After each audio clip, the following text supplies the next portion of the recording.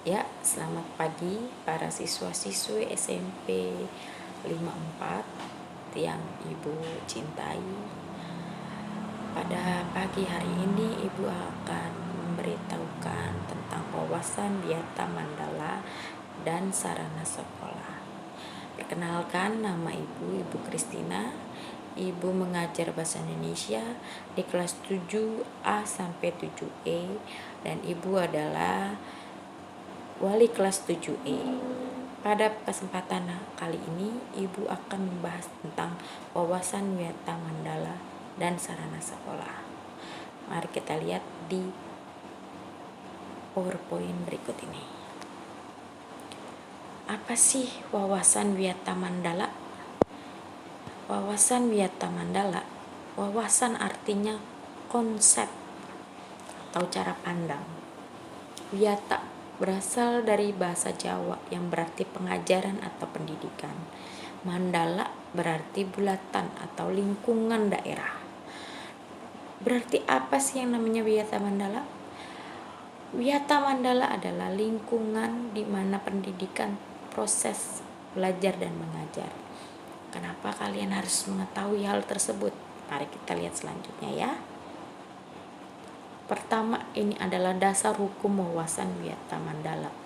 Ditetapkan oleh Direktur Jenderal Pendidikan Dasar dan Menengah atau Dikdasmen nomor 1309 garis miring C184 pada tanggal 1 Oktober 1984 sebagai sarana ketahanan sekolah.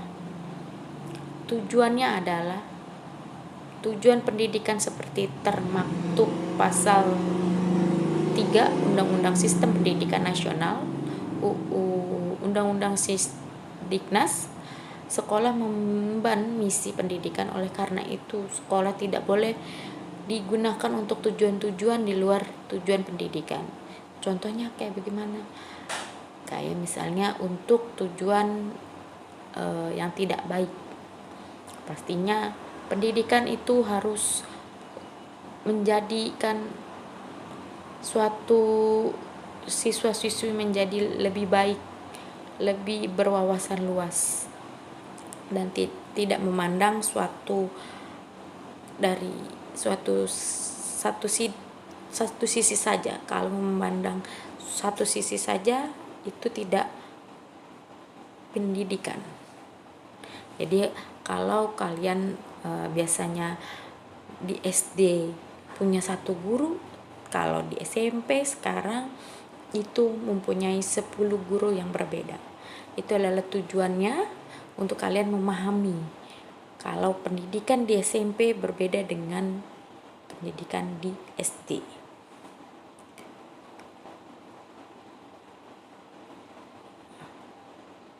Lalu proses seorang siswa untuk bisa memiliki wawasan Wiyata Mandala harus melampaui 3 tahap.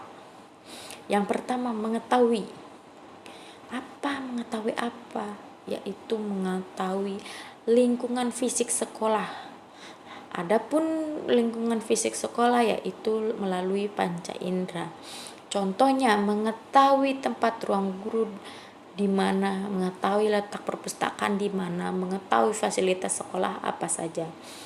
Kalau di SMP 54 ini terkenal dengan tinggi karena rata-rata biasanya di sekolah lain itu 4 lantai, tetapi kalau di 54 5 lantai.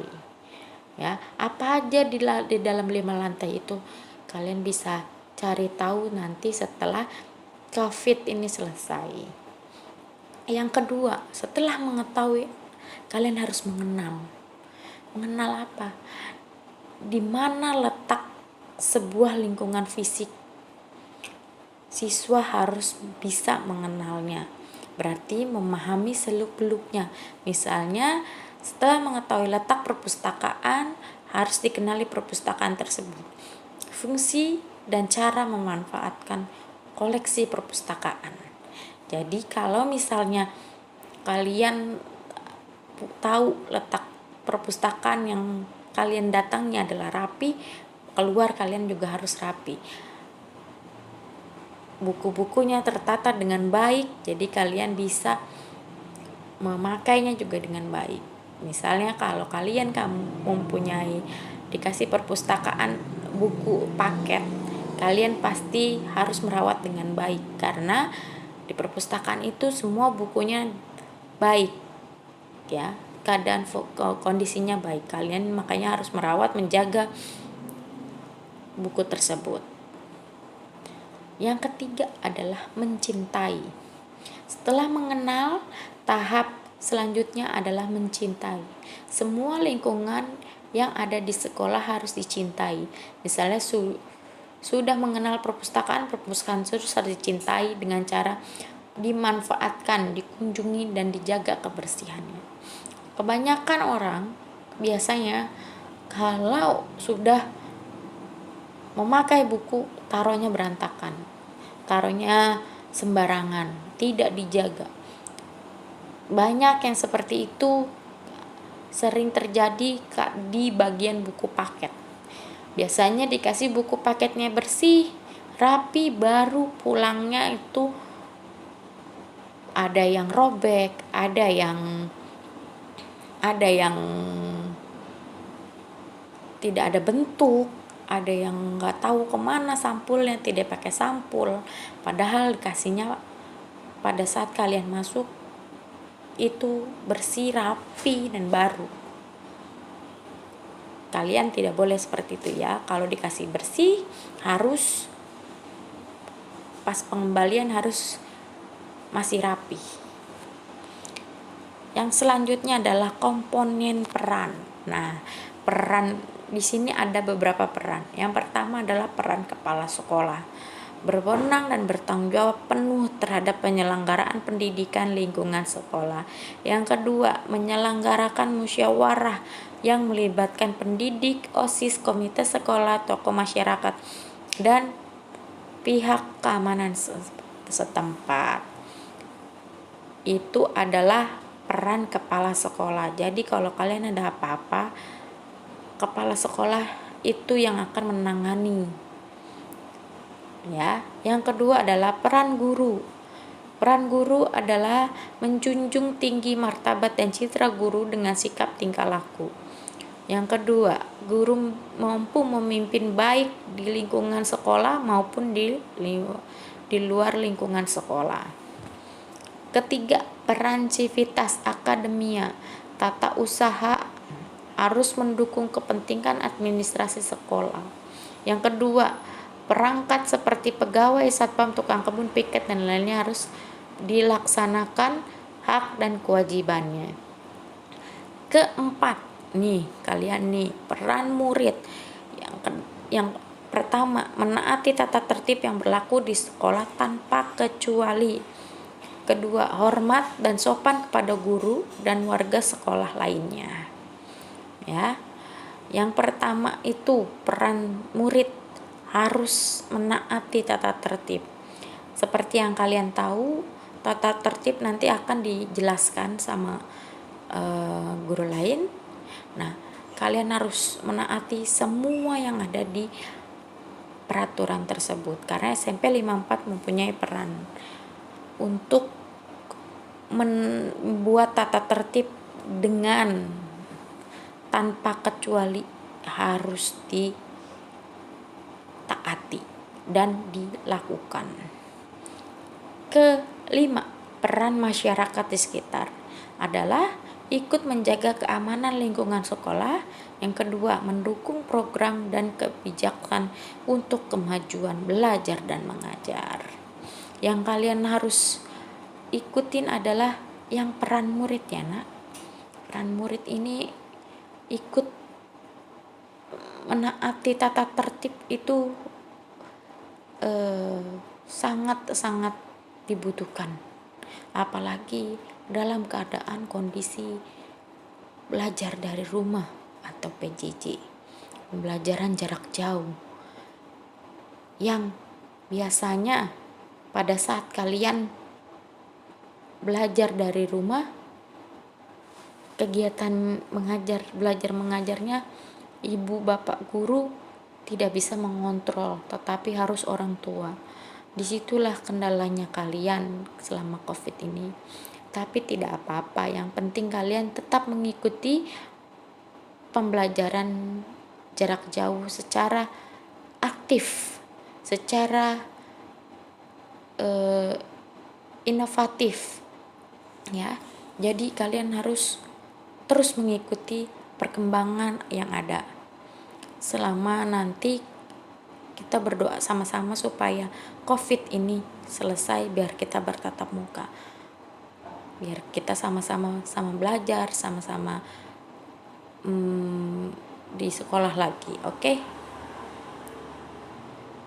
Yang selanjutnya 7K dalam wawasannya Wiyata Mandala. Yang pertama, keamanan, ketertiban, keindahan, kebersihan, kekeluargaan, kedisiplinan, kerindangan. Keamanan apa sih? Ini adalah satu pola dalam kita bersekolah, ya. Yang pertama, rasa aman. Aman di dalam sekolah, aman pada saat kita belajar, walaupun kita dalam keadaan corona, pandemi seperti ini. Keamanan yang pertama yaitu menjaga kesehatan kita supaya kita tidak terkena virus corona, ya. Ketertiban, tertib dalam mengikuti PJJ yang akan datang. Pada saat nanti kalian belajar, kalian harus tertib mengerjakan tugas, tertib pada jadwal-jadwal yang akan diberikan. Keindahan, pada saat keindahan itu di sekolah, nanti pada saat kita masuk, keindahan itu akan terlihat di dalam lingkungan sekolah. Lanjutnya, kebersihan kita dalam mencuci tangan. Di mana-mana harus cuci tangan ya nak sekarang, ya, karena dalam pandemi ini kadang-kadang kebersihan itu harus diutamakan nomor 1. Kekeluargaan kita, walaupun belum bertemu, tetap kita merasa kekeluargaan kita. Jadi kalau ada teman yang kekurangan atau tidak bisa ikut tapi rumahnya dekat, tidak bisa ikut PJJ tapi rumahnya dekat, yuk dibantu ya nak. Itu rasa kekeluargaan kita. Kedisiplinan, disiplin dalam memberikan tugas, dalam mengasih tugas, ya, menyerahkan tugas, disiplin dalam segala hal, tata tertib yang ada, semuanya. Kerindangan dalam ini di dalam sekolah ya nak, ya, rindang pohon-pohon apa segala macam. Kita lanjut ya nak. Oke, untuk sekarang ibu cukupkan. Jadi setelah kita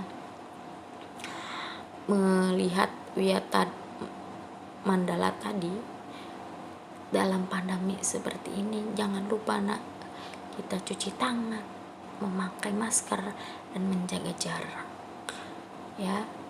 Kalau tidak penting-penting amat, ibu himbau untuk tidak keluar rumah, mengikuti PJJ yang ada selama kalian berada di rumah. Nanti setelah kalian kalau pandemi ini berakhir, kita akan bertemu secara tatap muka. Cukup sekian dan terima kasih. Selamat pagi.